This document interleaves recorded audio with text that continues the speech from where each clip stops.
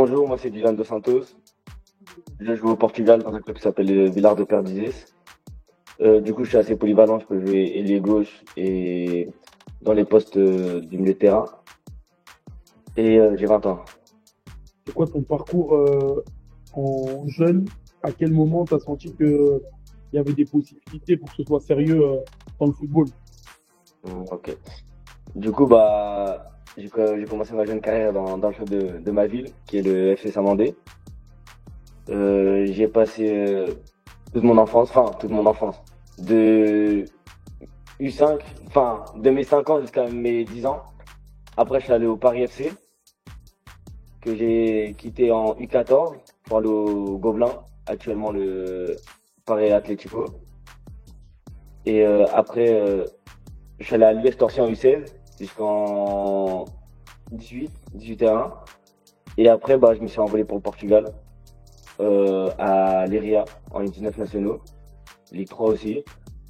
Et actuellement, je suis dans mon club actuel, le village de Perdiz. Et c'est quoi le moment où tu t'es dit qu'il y avait une possibilité de faire quelque chose dans le foot, en tout cas à ton échelle pour l'instant? Bon, au début, comme tout enfant, hein, c'était du loisir. Après, quand je passe au Paris FC, j'ai direct senti que c'était une structure différente. En mode, tout enfant rêve d'être professionnel. Du coup, c'est à partir du Paris FC, enfin, plutôt vers en U13, que j'ai senti que je pouvais aller chercher quelque chose. Enfin, j'en avais envie. Du coup, c'était mon rêve. Et après, les années suivantes, j'ai tout fait pour atteindre mon rêve. Qu'est-ce que tu as mis en place justement pour te rapprocher le plus afin d'atteindre tes objectifs? Tout d'abord, être sérieux aux entraînements du club. Et après, m'entraîner en dehors, enfin, techniquement et physiquement. Et mentalement aussi, c'est très important. Toi, à ton avis, c'est quoi un peu tes qualités qui t'ont permis de te faire voir et aussi qui t'ont permis peut-être d'avoir des essais un peu à gauche à droite? Du coup, moi, j'ai jamais été. Du coup, moi, je suis pas un joueur qui a un gros gabarit. C'est-à-dire, entre guillemets, j'ai tout misé sur la technique. Enfin, mon point fort, on va dire. Et l'accélération aussi. Je suis un joueur qui démarre assez vite. Et la technique, ça a compensé, le, Le manque de physique. ouais, le manque de physique, du coup. Quand tu as été en situation, on va dire, d'échec, comment tu as fait pour passer au-delà de ça? Est-ce que l'entourage est important à ce moment-là? Est-ce que tu peux nous dire un petit peu voilà, sur cet aspect-là?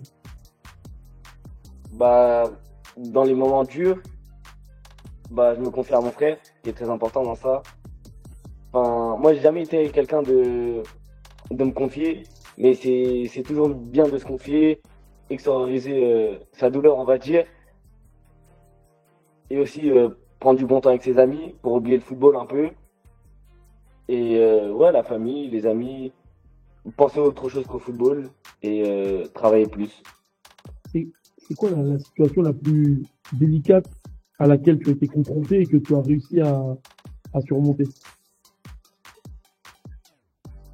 Dans mes souvenirs, c'était en U18, je m'étais blessé au genou, je m'étais fait une rupture du ménisque. Et je suis arrivé en retard à la prépa, à l'US Torsion, à 18 h. Et j'ai eu du mal à revenir de ma blessure, physiquement. Et j'ai été beaucoup mis sur le côté, enfin, sur le banc. Je faisais quelques entrées par-ci par-là. Et durant l'année, j'ai réussi à reprendre ma place dans le 11 titulaire et regagner la confiance du coach. Ok, très intéressant. Et qu'est-ce qui a fait selon toi que tu as pu regagner cette confiance de la part du coach après avoir une place de titulaire plus régulière dans l'équipe? Au début, quand il a vu que je revenais de blessure, c'est vrai que je prenais les entraînements à la rigolade.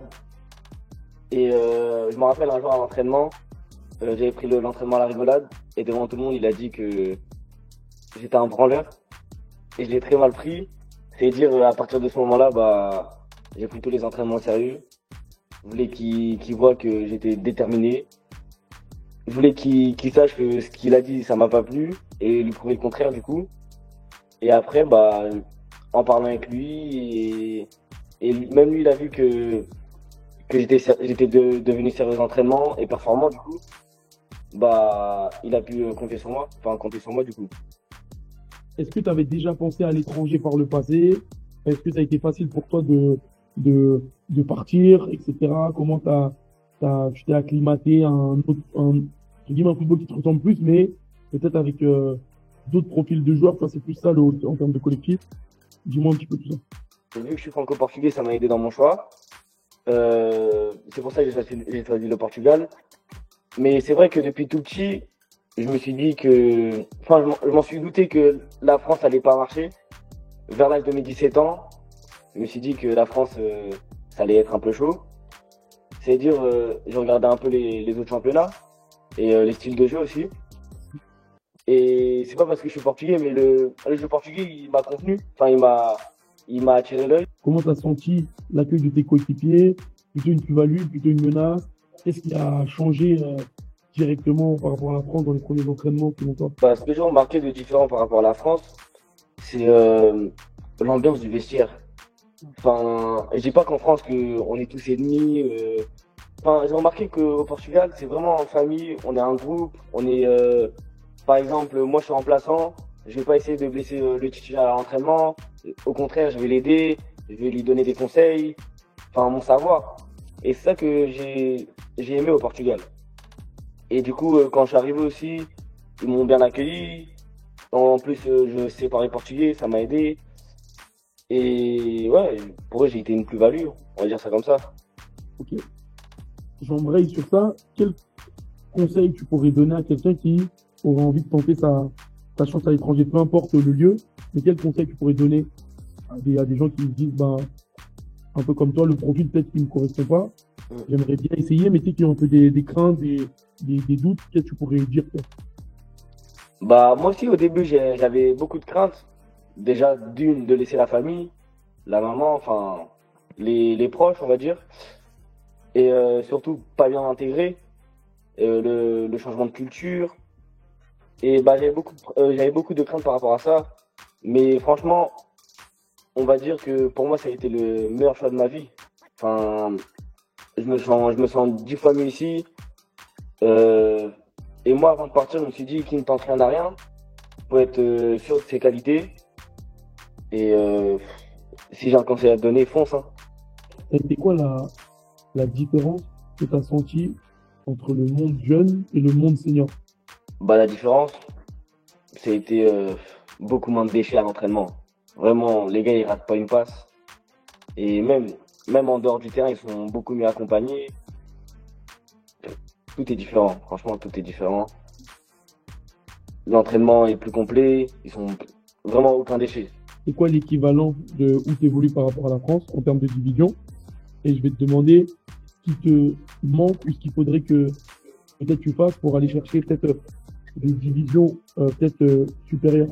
L'équivalent d'où je joue là, actuellement, par rapport à la France, c'est la Nationale 3. Et pour que j'aille chercher au-dessus, enfin, niveau supérieur, enfin, selon moi, c'est les statistiques. Je fais pas assez de statistiques.